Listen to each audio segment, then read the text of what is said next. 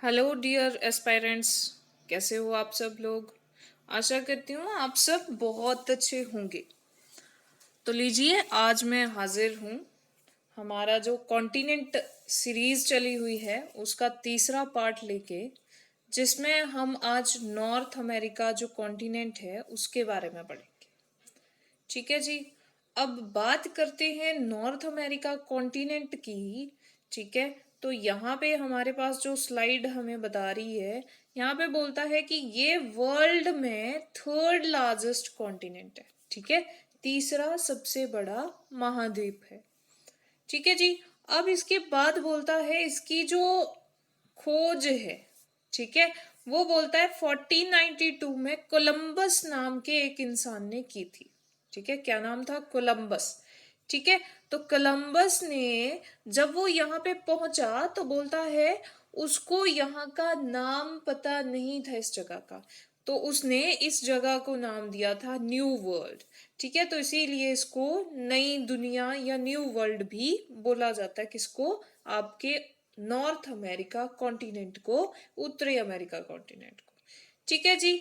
अब उसके बाद यहाँ पे हमारे पास नेक्स्ट अगर बात करें तो बोलता है इसमें बहुत सारे छोटे छोटे आपको आइलैंड्स मिलेंगे। ठीक है, द्वीप मिलेंगे। ठीक है, जिनको वेस्ट इंडीज के नाम से हम जानते हैं या पश्चिमी द्वीप समूह बोला जाता है। ठीक है, अब चलते हैं नेक्स्ट स्लाइड के ऊपर। यहाँ पे बोलते हैं एक आपके पर्सन थे जिसका नाम था अमेरिगो वेस्पुसी। ठीक है, ये जो अमेरिगो वेस्पुसी थे इसी के नाम के ऊपर बोलता है इस कॉन्टिनेंट का नाम जो है वो अमेरिका पड़ा था। अब यहाँ पे बोलता है एक पनामा नहर है, पनामा कैनाल है, जहां पे बोलता है वर्ल्ड का 25% जो ट्रेड है वो होता है। ठीक है, और ये जो आपकी कैनाल है बोलता है ये दो कॉन्टिनेंट्स को आपस में कनेक्ट करती है। एक आपका नॉर्थ अमेरिका और दूसरा आपका साउथ अमेरिका। ठीक है, इन दोनों के बीच में ये आपको पनामा कैनाल जो है वो मिल जाएगी। ठीक है, जिसमें वर्ल्ड का 25% जो यहाँ पे ट्रेड है वो इसके थ्रू होता है।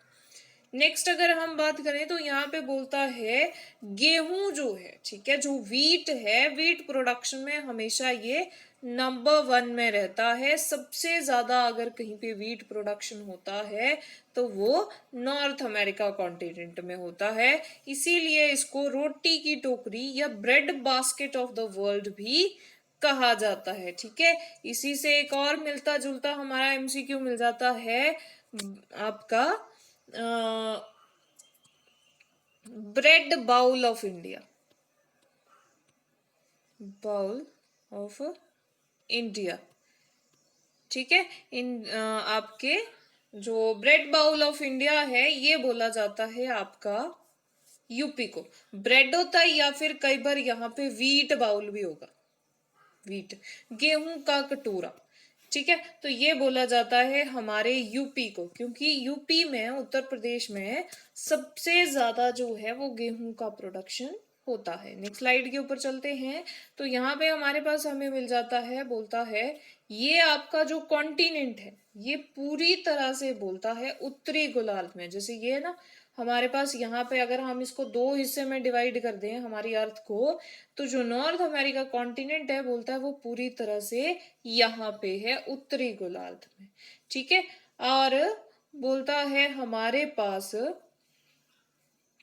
जो आपका दक्षिणी अमेरिका कॉन्टिनेंट है वो बोलता है पूर्णतः दक्षिणी गोलार्ध में स्थित है। ठीक है जी। अब उसके बाद यहाँ पे हम आते हैं तो बोलता है अब इस महाद्वीप, बोलता है अगर हम इसके नॉर्थ ईस्ट वेस्ट की बात करें तो नॉर्थ में आपको मिल जाता है आर्कटिक ओशन। ठीक है, और यहाँ पे पूर्व में हमें मिल जाता है एटलांटिक ओशन। ठीक है जी। उसके बाद बोलता है पश्चिम और दक्षिण में हमें पैसिफिक ओशन मिल जाता है। ठीक है, यहाँ पे पैसिफिक मिल जाएगा।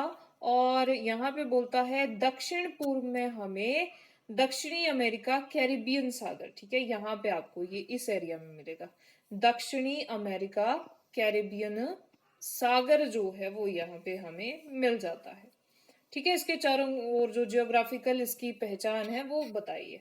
उसके बाद यहाँ पे बोलता है यह विश्व के 16.5% भाग के ऊपर फैला हुआ है। मतलब अगर वर्ल्ड की 100% लैंड है तो वहां से बोलता है 16.5% या हम बोल सकते हैं 16.5% जो लैंड है वो ऑक्यूपाई करता है हमारा कौन, नॉर्थ अमेरिका कॉन्टिनेंट। ठीक है, तो इसको आपने ध्यान रखना, उत्तरी अमेरिका का जो कॉन्टिनेंट है वो क्या करता है, आपके 16.5% जो भूभाग है उसको ऑक्यूपाई करता है।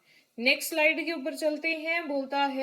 यहाँ पे बोलता है कुल मक्का उत्पादन का आधा भाग, अगर हम वर्ल्ड में बात करें कि आपका वर्ल्ड में जितना टोटल मेज प्रोडक्शन होता है उसका बोलता है जो 50% जो पार्ट है वो कहाँ पे होता है उसका प्रोडक्शन, हमारे नॉर्थ अमेरिका कॉन्टिनेंट में। ठीक है, बाकी यहाँ पे फिर आते हैं आपके सिंगल लाइनर क्वेश्चंस। ठीक है, तो इसमें आपका मिल जाता है नॉर्थ अमेरिका कॉन्टिनेंट का सबसे बड़ा देश बाय एरिया, सबसे बड़ा देश। ठीक है, तो यहाँ पे अगर बाय एरिया बात करें तो हमें मिल जाता है कनाडा।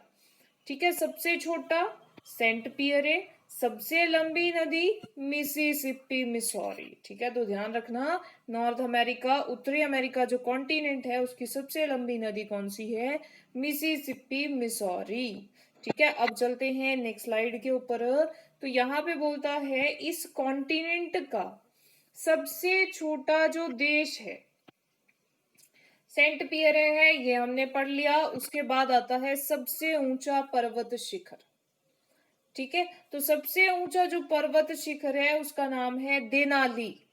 ठीक है, अब हो सकता है देनाली आपको बुक्स में ना मिले, तो उसके अलावा फिर हमें मिलता है यहाँ पे माउंट मैकिन्ले। ठीक है, और माउंट मैकिन्ले क्या है, इसी पर्वत शिखर का ओल्ड नेम है। ठीक है, देनाली का ओल्ड नेम क्या है, माउंट मैकिन्ले। कितने मीटर ऊंचा है, तो यहाँ पे हाइट हमें मिल जाती है 6194 metre from the sea level. जो हमारा सी लेवल है वहां से बोलता है 6194 मीटर हाइट यहाँ पे हमें मिलती है। कहाँ पे, आपके देनाली पीक के ऊपर।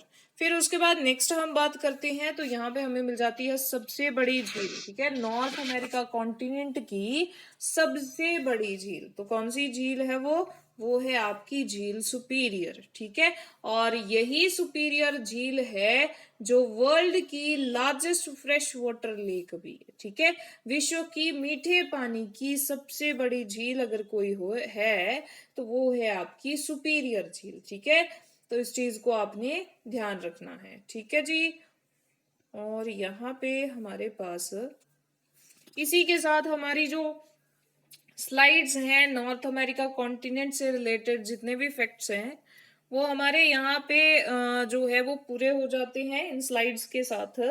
और बाकी का जो हमारा अब इसके आगे बचती है सीरीज उसको हम कंटिन्यू करेंगे कल। तब तक के लिए आप लोग अपना ध्यान रखना, अच्छे से घर में रहना। ठीक है, और अपने घर वालों का भी ध्यान रखना। बाकी एग्जाम की तैयारी करते रहो, जैसे ही लॉकडाउन खुलेगा तो आपका एग्जाम जो है वो बहुत ही जल्द हो जाएगा। Thank you.